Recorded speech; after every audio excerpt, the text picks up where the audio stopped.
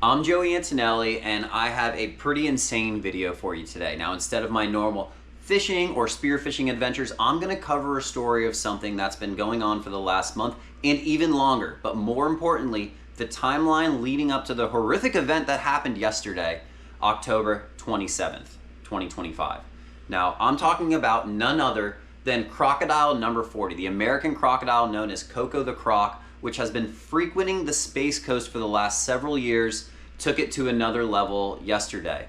Now, a lot of people say just trap it and relocate it. It's not that simple, and I'll explain why a little bit later in the video. Basically, it's been done before. It's been moved down to South Florida on multiple occasions, and it finds its way back, which is really interesting if you don't know much about crocodiles. But let's start off with the timeline, and we're gonna kick things off at the City Hall Canal in Indian Harbor Beach. The City Hall Canal is no more than pretty much a little ditch connected to the Indian River Lagoon through a little series of canals. This canal is about 10 foot across, just a foot or 2 foot deep, and there's this little drainage pipe right here. This was my first really good look at Coco the croc. I've tried before to see this crocodile on past years and was always unsuccessful because it would avoid people.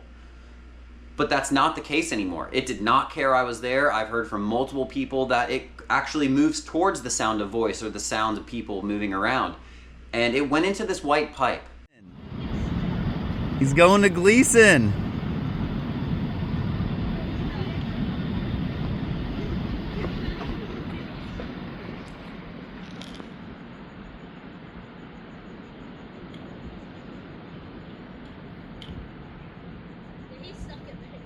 No, he's backing up. Nope, he's going in. Whoa, that fish scared me so bad. Those tilapia are not happy with a crocodile. That crocodile is coming to a pond near you. Now this white pipe, this is like what you see in a movie, alligators under the street. Well, here we've got a crocodile going into this pipe that goes underneath Yacht Club Boulevard in Indian Harbor Beach to Gleason Park. So I'm thinking this crocodile is going into the Gleason Park pond. Once it disappears into the pipe, I go across and I see it's actually covered off by a big metal grate.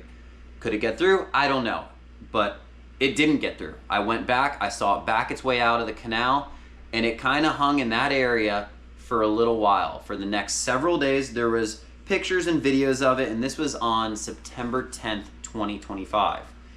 So things went quiet for a little while, people posting pictures and videos about the crocodile in their backyard and this little canal, but then it changed. A picture went viral on Facebook on October 8th in Gleason Park. The crocodile made its way into the Gleason Park pond. Now this pond is completely rich with turtles and fish and tons of food for this crocodile to eat, and if I were to bet you, that would probably be one of the happiest places it was as far as a food supply goes. There was pictures of it, videos of it eating turtles, and it was just the talk of the town. I mean, there was one of the biggest crowds I've seen there since the bull shark somehow appeared in that pond years and years ago. But we're talking about the crocodile for this one. Now, this crocodile is in a pond heavily trafficked with people, with pets, walking around the edge. There are signs about alligators, but I've been here my entire life. There's only been several instances of alligators in the pond. It's not a normal thing. This pond in Gleason Park, which used to be known as Hidden Lake, is a natural pond. It's been here longer than any of us, and I'm sure there's been many, many alligators coming and going, but this is probably the first crocodile to make it in this pond, because like many other reptiles, they're new to our area. Yes, they are native to Florida, but we're seeing all sorts of different types of lizards and crocodiles more and more frequently in the Central Florida area.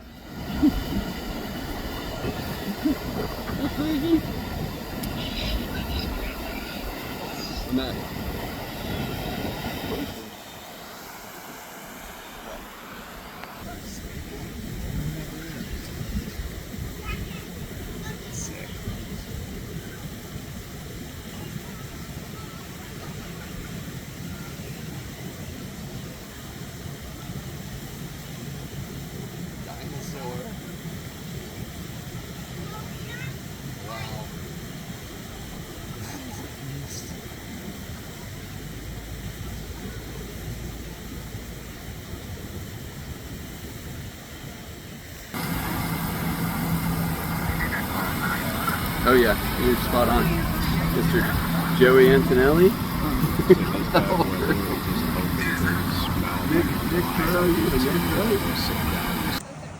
So I've been coming to this park since before I could walk. Actually, I could walk, but since I was little, I've been coming to this park, and there has been alligators, but the city really needs to up their game because their signs are outdated. Because that is not an alligator. That's Crocodile. Coco the croc.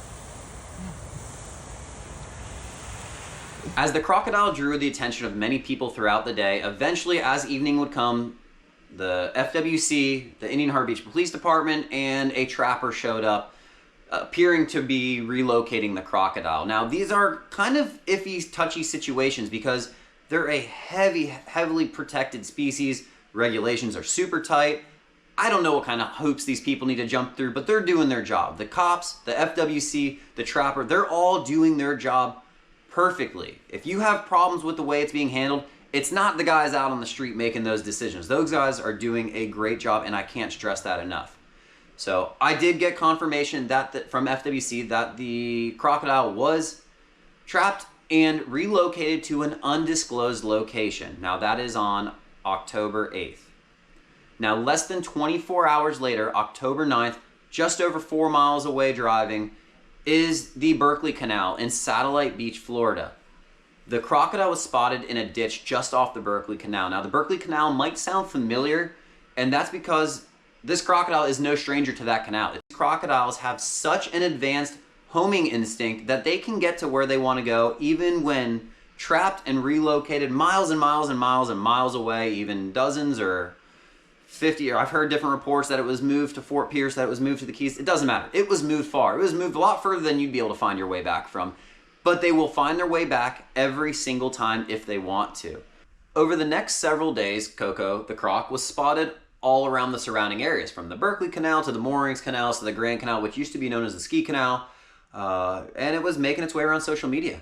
Citizens were expressing their concern, saying, oh, it needs to be captured and relocated, it needs to be killed, it needs to be left alone, no matter what you thought. I mean, people were posting all sorts of stuff about it, and this drone footage here is from October 11th.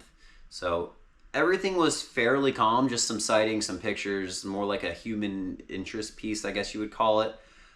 But that was until tragedy would strike, we'll call it, on October 27th. Now, I have to give you a warning. If you do not want to see the most gruesome part of the video, you should turn it off now. I'll start in 3, 2, 1. That is a golden retriever in the crocodile's mouth. Now, before you go blaming the owners and say your dog should always be on a leash, no one's dog is always on a leash. Yes, it was taken out of their backyard on a canal, but anything could happen. I mean, some kind of little distraction, whether it's a phone call, a kid, someone at the door, the dog gets out on accident, something can happen, and it only takes that. These crocodiles and alligators are so good at this. They've been doing it for hundreds of thousands of years, millions of years. I don't know how long they've been around, but they're dinosaurs, and they are excellent hunters. And whether it's a fish, a turtle, a bird, a pig, a dog, it's food to the crocodile, and that's what happened. It grabbed it, it pulled it in the water. Often crocodiles and alligators will drown their prey, and it's just swimming around with it, and we're back in the ditch. That's where we are now. We're in that little ditch we were in earlier in the video, and the crocodile is just kind of swimming around with it. And this was the only time recently it's acted different, where it has been trying to get away from us because it didn't want us to take this food. So my friend who got there before me, first one on scene, no FWC or trapper yet, he's doing what he can to keep it in this canal. He's trying to keep it down towards the shallow end of that canal so it can't get back into the big body of water, because we know the trapper's going to be on the way. I am. So the croc has nowhere to go down on that end. This end leads back To the big water. to the water, the river, the water that connects anywhere. And it seems like we want him to stay here so they can trap him and get him out. That is someone's dog in its mouth. So sad, looks like a golden.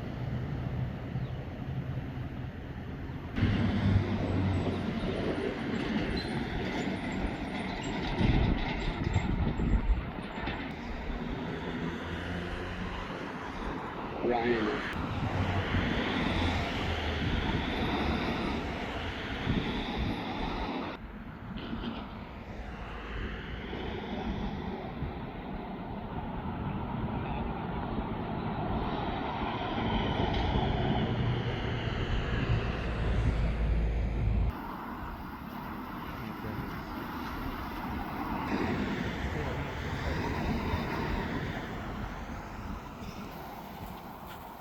You got a doggy?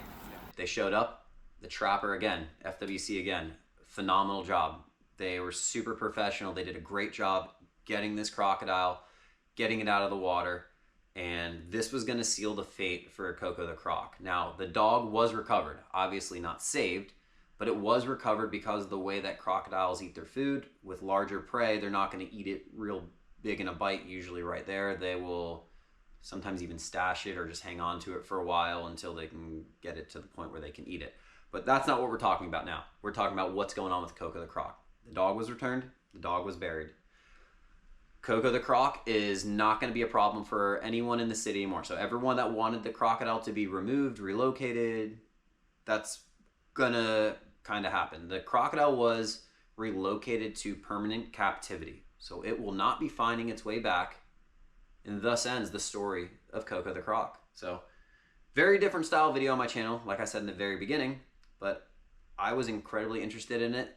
There's a lot of false information around there. I can share the stuff I know for fact, which is the dates and stuff where this was filmed, and kind of show how it's bounced around a little bit in our area. And that's what's happened with it. So thanks a lot for watching the video. And if you're new to the channel, subscribe. I'll have more fishing and spearfishing videos coming up shortly. Thanks a lot for watching. Later.